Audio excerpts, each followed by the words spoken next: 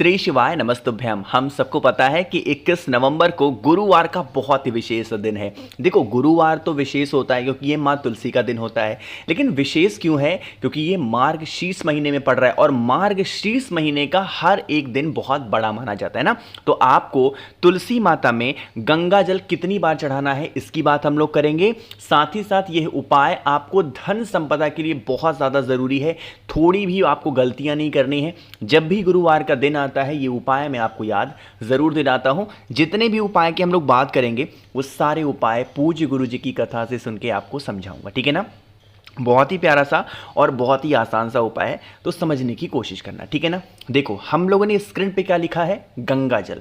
तो आपको सबसे पहले इस उपाय के लिए किसकी जरूरत पड़ेगी? गंगा जल की। अब मान लेते हैं गंगा जल आपके घर में ना हो, तो किसी भी पवित्र नदी का जल आप इस्तेमाल कर सकते हैं। माँ सरयू का, माँ गोदावरी का, है ना, जो भी नदी का जल हो वो ले लो। अब उसको लेने के बाद में करना क्या है? कोई सा भी एक पात्र ले सकते हो, चाहे वो कटोरी ले लो, लोटा ले सकते हो, ग्लास ले लो, जो भी आपके पास में हो उसको लो। साथ ही साथ आपको गंगा जल लेना, ठीक है ना। और उस गंगा जल को लेकर के और इस पात्र को लेकर के आपके घर के अंदर, दो कहीं बाहर नहीं जाना आपको, आपके घर के अंदर जो माँ तुलसी की क्या हो, जो पौधा हो, चाहे गमले में हो या फिर नीचे कहीं पे भी लगाया है, जाना और वहां पर बैठ करके सबसे पहला काम क्या करेंगे? आपको ऐसे कटोरी रखना।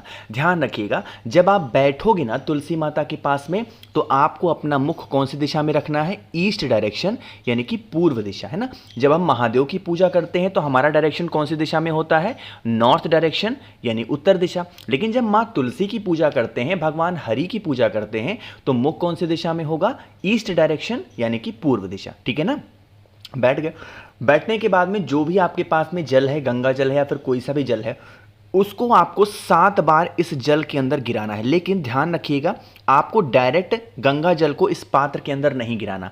सबसे पहले उस गंगा जल को आप अपने हाथों में लेंगे, अपना नाम और गोत्र बोलेंगे और फिर आपको उस गंगा जल को इस पात्र के अंदर डालना है। कितनी बार डालोगे? 7 बार। अब एक ही बार हाथ में लेकर के 7 बार नहीं गिराना, 7 बार गंगा जल को हाथ में लोगे और 7 बार इस पात्र के अंदर गंगा जल को गिरा देना, ठीक है ना। अभी कुछ भी नहीं करना। अब आप इस कटोरी को लेकर के बैठेंगे, माँ तुलसी से विनती करेंगे, प्रार्थना करेंगे, हे देवी माँ, हमारे घर में धन संपदा को लेके बहुत प्रॉब्लम है, बहुत दिक्कत है। आप कुछ भी ऐसा करें जिससे हमारे घर में धन संपदा की कभी भी कमी ना हो। ऐसा बोल करके सबसे पहले एक आपको घी का दिया, गोल बत्ती का, ओम नमो भगवते वासुदेवाय के नाम से प्रज्वलित करना है। जब दीपक आप प्रज्वलित कर दें, प्रार्थना कर चुके, फिर ये जो कटोरी में आपने गंगा जल डाला है, अब इसे आपको माता तुलसी के पौधे में डालना होगा। ओम नमो भगवते वासुदेवाय का ध्यान करके। ध्यान रखिएगा, इस उपाय को 2 दिन करने की तिथि बताई गई है। या तो आप गुरुवार के दिन करो या फिर किसी भी महीने की पंचमी तिथि पे करो। तो पंचमी तिथि तो जा चुकी है, लेकिन गुरुवार का दिन आ गया है, तो आपको गुरुवार पे इस उपाय को करने से कभी भी हमारे घर में धन को लेके कभी किल्लत नहीं होती है। माँ लक्ष्मी का वास हमारे घर में बना होता, ठीक है ना। भूलना नहीं है, करना जरूर है। पहला उपाय आपको समझ में आ गया होगा। आगे बढ़ते हैं अब इस वीडियो के हम लोग अपने दूसरे उपाय की तरफ, और यह उपाय होगा आपकी इच्छाओं को पूरी करने के लिए बहुत स्पेशल सा उपाय है, तो समझेंगे, ठीक है ना। देखो, सबसे पहले यहाँ पे आपको बेलपत्र दिख रही है। मनोकामना के लिए इस उपाय को कर सकते हो और किसी चीज़ के लिए। तो जो दूसरा उपाय है, इसके लिए आपको 2 बेलपत्र लेनी है। बेलपत्र ही क्यों लेते हैं मनोकामना के लिए? क्योंकि भोले शंकर को सबसे ज़्यादा प्रिय कौन है? माँ पार्वती। और माँ पार्वती का जो वास होता है कहाँ पे होता है? बेल पेड़ के नीचे। इसीलिए हमें बेल पत्र का इस्तेमाल हमेशा करना चाहिए जब भी हम महादेव की पूजन करें, ठीक है ना। कितने लोगे? सिर्फ आपको 2 बेलपत्र लेनी है।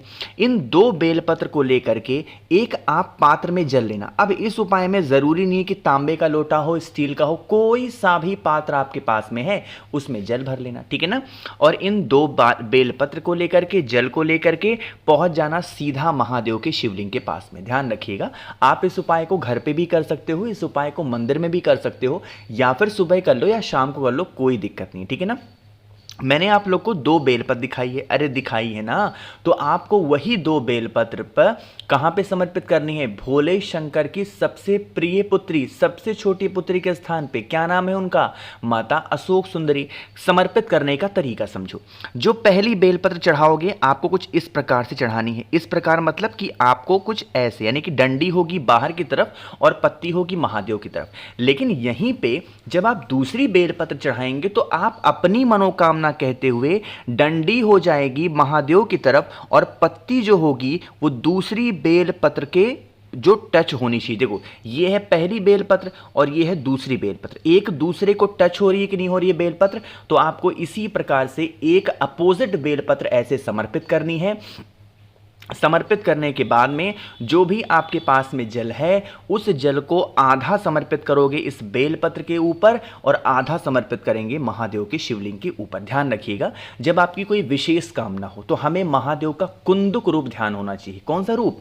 कुंदुक। इसीलिए कुंदकेश्वर महादेव के नाम से आधा जल बेलपत्र के ऊपर और आधा जल महादेव के शिवलिंग के ऊपर समर्पित करने से हमारे घर में जो भी मनोकामना जिस भी व्यक्ति की अधूरी रहती है वो पूरी हो जाती है। ठीक है ना?